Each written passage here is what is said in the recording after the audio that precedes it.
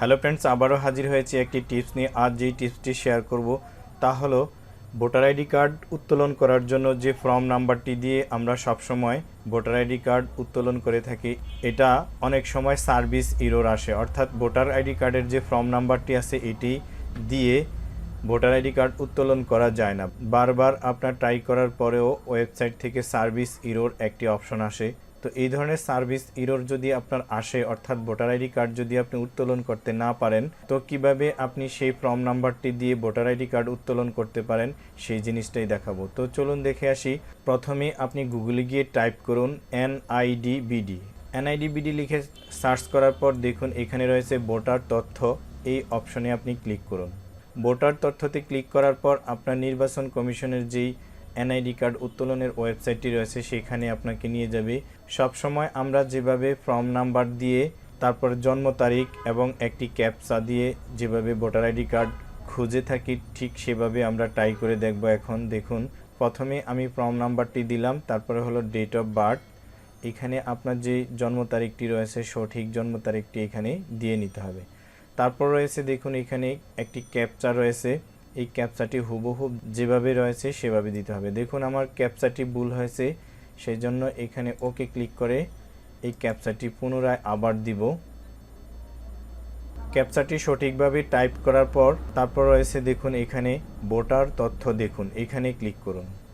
এখানে ক্লিক করার পর দেখুন এখানে একটি এরর চলে আসছে, service error fail to process and verify you request, please try again letter.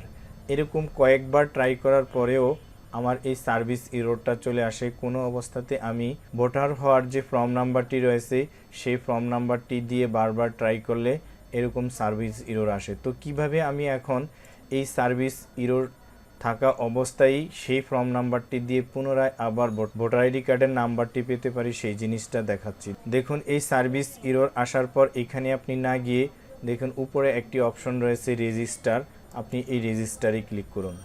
রেজিস্টারে ক্লিক করার পর রেজিস্ট্রেশন ফর্ম পূরণ করতে চাই, এখানে ক্লিক করুন। তারপর রয়েছে দেখুন এখানে জাতীয় পরিচয়পত্র অথবা ফর্ম নাম্বারটি এখানে দিন। এখানে যেহেতু আমার জাতীয় পরিচয়পত্র নেই, তাই ভোটার হওয়ার যে স্লিপের ফর্ম নাম্বারটি রয়েছে সেটা এখানে দিলাম। এখানে দেওয়ার পর তারপর রয়েছে দেখুন জন্ম তারিখ, এখানে আপনার জন্ম তারিখটি দিন। জন্ম তারিখটি দেওয়ার পর এখানে দেখুন একটি ক্যাপচা রয়েছে, সেই ক্যাপচাটি এখানে দিয়ে তারপর এখানে রয়েছে সাবমিট, এই সাবমিট বাটনে ক্লিক করুন। সাবমিট বাটনে ক্লিক করার পর দেখুন এখন আপনাকে রেজিস্ট্রেশন করার জন্য যে ফর্মটি রয়েছে সেটা নিয়ে আসলো। এখানে আপনি আপনার বর্তমান ঠিকানা এবং স্থায়ী ঠিকানা দিতে হবে। বর্তমান ঠিকানা দেওয়ার জন্য প্রথমে আপনার বিভাগ এবং জেলা সিলেক্ট করতে হবে। তারপর রয়েছে দেখুন আপনার উপজেলা। তো বিভাগ, জেলা, উপজেলা দেওয়ার পর স্থায়ী ঠিকানাও ঠিক একইভাবে আপনার বিভাগ, জেলা এবং উপজেলা নির্বাচন করুন।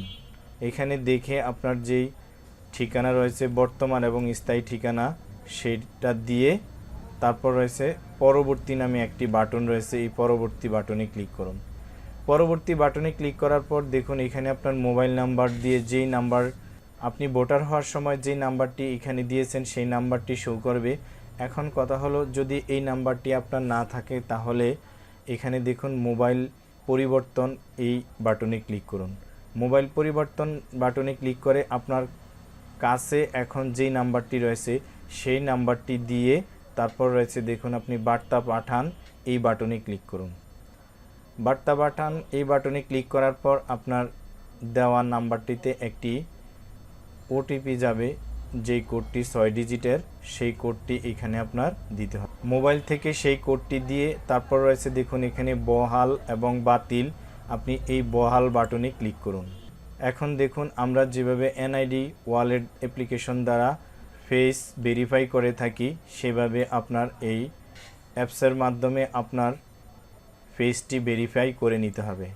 আপনার ফোনে যে এন.আই.ডি ওয়ালেট সফটওয়্যারটি রয়েছে সেটা দিয়ে স্ক্যান করার পর এভাবে রেজিস্ট্রেশন হওয়ার পর আপনার নাম এবং ছবি চলে আসবে।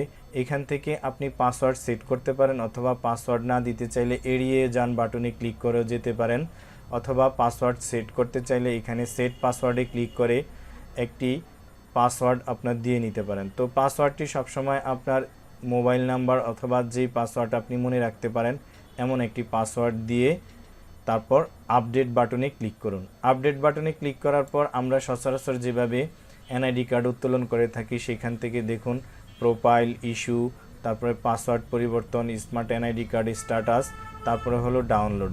এখানে ডাউনলোডে ক্লিক করে আপনার জাতীয় পরিচয়পত্রের অনলাইন কপিটি ডাউনলোড করে নিতে পারেন। তো এভাবে আপনি ভোটার হওয়ার সময় যে ফর্ম নাম্বারটি পেয়েছেন সেটি দিয়ে ওয়েবসাইটে বারবার সার্ভিস এরর আসার পরেও এভাবে এই ভোটার আইডি কার্ডটি ডাউনলোড করতে পারেন। তো ফ্রেন্ডস, আজ এই পর্যন্তই।